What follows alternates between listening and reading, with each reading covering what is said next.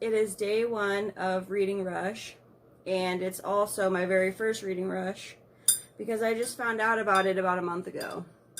So I have some coffee in one of my favorite mugs. It looks like my dog Moose. And here's my book. It's the book that is the color of your birthstone. Since I'm a Garnet, I have this one, the Holy Bible. And then I started a bullet journal yesterday, so we'll see how this goes. But I thought since I'm doing the Bible today, here I marked all the books I plan on reading since it's thousands of pages and I won't be able to read the whole thing. So okay, 1,000. But anyways, so I thought I would share what my religion became to be since I'm reading the Bible. So when I was a kid, all I knew about religion was that God lived in the sky and Jesus was born on Christmas Day. It wasn't until I was 20 years old that I started dating someone who knew a lot about religion. And so after our baby was born, we started going to the Church of God. And so they gave me this Bible in May 2008. So my very first Bible. But, so the church was really nice. The people were just really sweet. But as time went on, I started realizing that this church wasn't really for me. And my daughter's dad, he didn't want to go anymore. And then I think about a year later, we weren't together anymore. So I was a single mom, and I just started like looking around at different churches. And there were a few I kind of enjoyed, and then one day I started going to a Pentecostal church. Now this church has similar beliefs to the Church of God, but this church didn't make me feel welcome. It really didn't. The pastor and the pastor's wife just made me feel like an outsider, and so I didn't want to stay that long. And so afterwards I ended up going to a Methodist church, and that was all right. I really loved the organ music and all that stuff, and like I really loved it was like an older church, so like there was a lot of elderly people there. I loved that. But anyways, my daughter and I ended up moving, and I saw an article in the newspaper. It was advertising a woman's meetup with their kids, and so I thought, I want to check this out because I really want to meet like some other moms and stuff. So I can't remember if I went to the church service first or to the actual women's meeting first, but anyways, like when I just remember when I first went there, like everybody was so friendly. They're so sweet. I love them so much. To this day, I still love them. And I ended up finding out that they were also a Pentecostal church. And like, honestly, I stayed there because of the people. I know that you're supposed to go to the church you believe in and all that stuff, but I just really wanted like to feel like I belonged somewhere, and I felt like I belonged there because they were so kind. And so a couple years later, we ended up moving again, and I decided that I just really didn't want to be Pentecostal. As you can see, my hair's cut. But so I just started looking at other churches. I have a really funny story about a church I found here. So my daughter and I walked in the door. It was a really tiny church. And what's it called? So we walked in the church, and we didn't see a single kid in there. And I was like, okay, you know. And so we sat down, we went through church, and it happened that church service, they had this little kids like youth group or something come and like sing for them. And so after the service, one of the ladies was like, "So did you come here for the church service or for the children's church?" And I was like, "No, it just happened to, it happened on accident."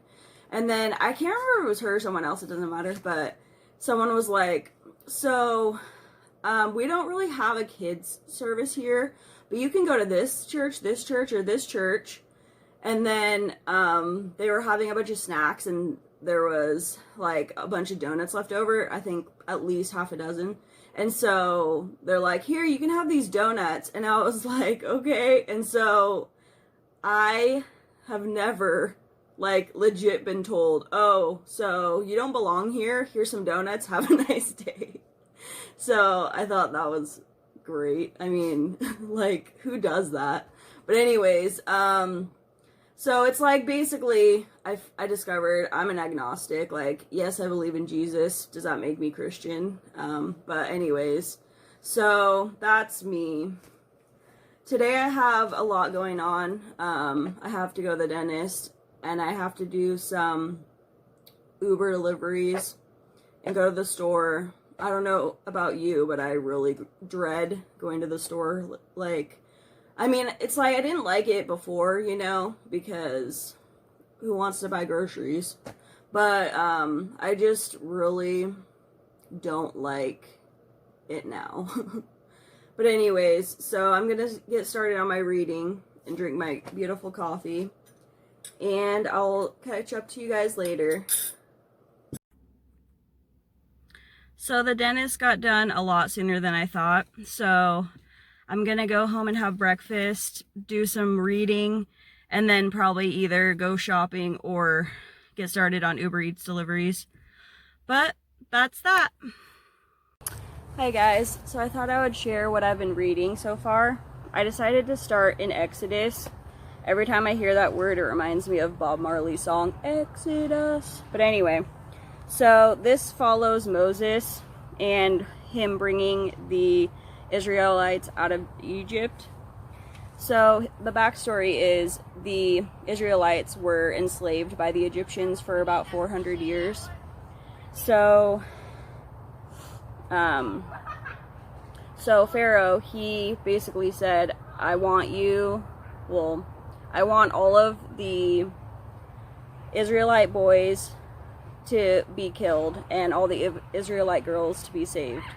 And so, and it was because he knew that when the Israelite boys grew up, they could form an army and come against the Egyptians, and he didn't want that. So one day there was a little boy who was born, and his mother tried to save him, tried to hide him away, but she knew that she couldn't, and so she decided to build him a little boat, and she put him in the river. And one of Pharaoh's daughters had seen this, and so she went and saved the boy. And she had, I don't know if it was one of her sisters or who it was, she went and told the mother, "We found your son." And the mother said, "Can you please take him? I will pay you," because she didn't want him to die. So the girl took him, and the Pharaoh daughter raised him and named him Moses because she found him in water. And so when Moses grew up, one day he saw that one of the Egyptians was beating up one of the Israelite boys. And so Moses decided to save him and kill the Egyptian. And so, of course, this made Pharaoh very angry, and so Moses ran away. And he moved to a city called Midian, and this is where he met his wife, and they had a baby. And so, one day, Moses was in the desert, and he noticed that there was a bush burning, and he thought that was really strange, so he went over to it. And God spoke to him from the bush, saying, "I've heard the cries of your people, the Israelites. I want you to go to Pharaoh and tell him to let the Israelites go." And Moses was like, "Who am I to do that? I'm just this little simple person." And God said, "I will be with you." And so Moses decided he was going to go back to his people. But of course, he said, but they will never believe me. And so God gave him a rod, and he said, throw it onto the ground. And when Moses threw the rod onto the ground, it turned into a snake. And then God said, okay, now grab the snake by the tail. And so when he did that, the snake turned back into a rod. And he said, so do this if the people don't believe you. And then the next thing he said was, put your hand on your chest. And when he did that, his hand became white with leprous. His hand became leprous. And then he said, okay, put it back on your chest. And his hand went back to normal. And he said, try this if the Egyptians don't believe you. And so Moses said, but I do not speak well. How do you expect me to speak to Pharaoh? And so he said, okay, we'll ask your brother Aaron to speak for you. And so Aaron and Moses went back to Egypt to tell the Pharaoh to let the Israelites go. And so, of course, Pharaoh was like, I don't believe you. I don't know who God is. And so, God released 10 plagues onto the Egyptians. The first one was the plague of blood, and what he did was he filled a river with blood, so all the fish died, and the Egyptians could not drink of the water. The second one was frogs, so there were frogs everywhere. The third plague was lice, so everyone, including animals, all got lice. The fourth plague was flies, and so there were just flies everywhere. The fifth plague was disease, and so all the beasts of the Egyptians, or all the animals of the Egyptians, became diseased and died. And then the sixth plague was boils, so everyone, including the animals, got boils on their skin. And then the seventh plague was hail, so hail just rained down on the Egyptians. And the eighth plague was locusts. And then the ninth plague was darkness. And so the Egyptians experienced darkness for 3 days while the Israelites got to have light. And then finally the 10th plague was death. So God told Moses, go tell the Egyptians that if he doesn't let you go, I'm going to kill your firstborn. Of course, Pharaoh didn't believe it, and so God decided, okay, so I'm going to kill their firstborn. And so every single Egyptian had a firstborn, including animals, that died. And so, of course, Pharaoh decided, okay, I can't take this anymore. And so he told the Israelites, take everyone and get out of here. And God didn't want the Israelites to get away too easily, and so he had them go through a forest, basically. They spent about 40 years in this forest. And of course he let Pharaoh know that the Israelites weren't getting away so easy, and they were lost in this forest, and so you can go after them. And so the Egyptians took up their chariots and they all went after the Israelites. Of course, this made the Israelites scared because they thought, oh, why did you bring us into the forest so we could die? But God told Moses to part the Red Sea with his rod, and so basically he made a path through the Red Sea so that the Israelites could walk across, and then when the Egyptians came, he closed them back up, and so the Egyptians all drowned. And God told them that he wanted them to build a tabernacle, and to me that sounds like a place of worship. because they used lots of gold and fancy items to build this. But anyway, so that's what they did. And that's basically the story of Moses and the freedom of the Israelites. And I think the next one I'm going to read is the book of Ruth. I might talk about that later, but I have a lot of reading to do, so we'll see. Hey guys, so I had to put the Bible on hold because this day is starting to get away from me. I had to have lunch and I made some pasta for dinner tonight, and now I gotta go do some Uber.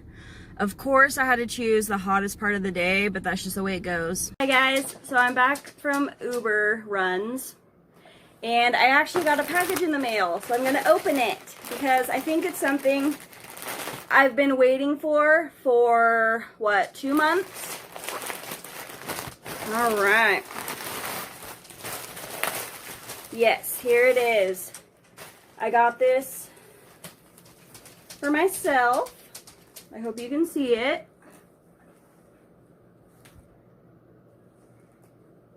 And I got this one for my daughter because she, for some reason, likes gray. So there's that. And that's all. And so next, I'm going to continue with the Bible, of course. And I think we're going to do the grocery store later because it's really hot right now. So that's the plan for the day. Hey guys, just wanted to give an update on the reading. So Ruth was pretty simple. There was a lady named Naomi. She had a husband and 2 sons. First, the husband passed away and she was left with her 2 sons. The 2 sons grew up and they got married, and then the sons passed away. The wives of the sons decided they wanted to live with Naomi. Their names were Orpah and Ruth. But Naomi really didn't want them to stay because she's like, why would you want to stay with me? I don't have any sons for you. And so Orpah ended up leaving, and Ruth said, I want to stay with you. I don't care where you go. I want to stay with you. And so Ruth went with Naomi. I think they went back to Bethlehem, and she met her husband Boaz, and she ended up having a son. And that son ended up being the grandpa of King David. So that's that. And then we have, then I decided to start reading Psalms. And I didn't realize how much reading was going to be involved. So I'm not really going to talk about it too much because it's really a lot. But there's just, basically it's like, in my opinion, they're just a lot of prayers to God. And so my favorite one when I was younger is Psalm 27. I'm just going to read the beginning part. The Lord is my light and salvation. Whom shall I fear? The Lord is the strength of my life. Of whom shall I be afraid? When the wicked, even mine enemies and my foes, come upon me to eat up my flesh, they stumbled and fell. I always used to read this when I was worried about something because it always made me feel better. But anyways, that's that. Getting some barbecuing in tonight finally. I'm doing some HelloFresh steaks and zucchini. Dinner is served. We have some rice pilaf, pasta salad, steak with tzatziki sauce, and some grilled zucchini. Did I mention the carrot sticks and the little cucumber spear? Looks pretty good. Hey guys, so dinner was delicious. I give it an 8 out of 10. My daughter gave it a 4 out of 10 because she doesn't really like steak and she doesn't really like the tzatziki sauce. And my boyfriend gave it 7 out of 10. So, pretty good. I was so impressed with the steak. It was so tender and juicy. It was amazing. But anyways, so continuing on with reading, I was starting to read Job, and then I remembered, not only is Job really long, but I remember it's pretty basic. So Job lost everything, everybody, yet he never lost faith in God. And that's the message about that. So that's pretty cool. And then I also read Jonah. That one's really short and really basic. So God told Jonah, I need you to deliver this message. And Jonah said, no, I don't want to. And so God cast Jonah into the sea, and he was swallowed by a large fish, it says. Everybody remembers it, or a lot of people remember it as being swallowed by a whale, but he was swallowed by, well, according to this Bible, he was swallowed by a large fish, which, take it as you will. And so Jonah didn't die inside the fish, so he prayed to God. God threw him out of the fish, and then he went and did what God told him to do. So that's the message there. And then I was starting to read the book of, well, there's plenty of books of Jesus, but I was starting to read Mark and Matthew, and honestly, I'm just really tired. It's been a long day. It's 9 p.m. at my house. So I don't know if I'll read any more tonight, but I'll let you know tomorrow in my next video. So that's that. Thank you for watching, and I hope you have a good day.